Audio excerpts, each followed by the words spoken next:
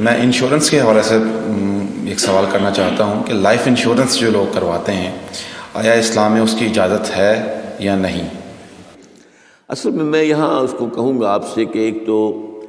ہمارے ہاں جو اس وقت انشورنس کا نظام ہے وہ لازماً گتھا ہوا ہے سود کے ساتھ،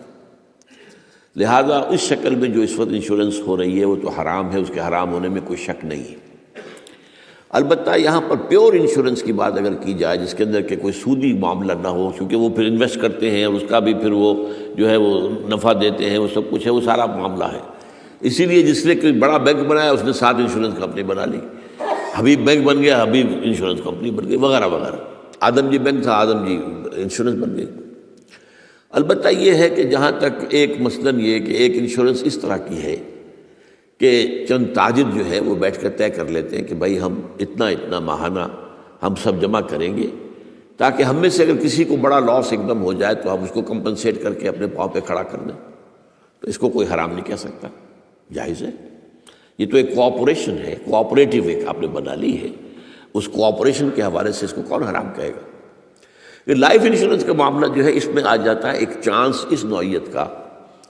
کہ آپ نے انشورنس کرائی ہے، 10 لاکھ کی انشورنس لی ہے، آپ نے ابھی 2-3 پریمیم جو ان کے دیے ہیں کہ آپ کا حادثہ کے اندر انتقال ہو گیا، اب اتنے پیسے آپ کو مل جائیں گے، یہ آپ نے how did you earn it? تو شریعت کے جو بھی جائز ذرائع ہیں ارننگ کے، ان میں کسی میں یہ فال نہیں کرتا۔ یہ تو چانس کی بات ہو گئی، جیسے جوئے کے اندر چانس ہوتا ہے، آپ کا داؤ لگ گیا تو آپ کو جو ہے وہ 12 ہو گئے، اور نہیں تو ظاہر بات ہے کہ آپ کی اپنی رقم بھی گئی۔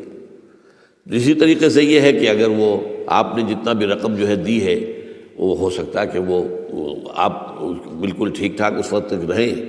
میں پورے نظام کو چونکہ جانتا نہیں ہوں، اس لیے میں اس میں رائے ویسے دیا نہیں کرتا۔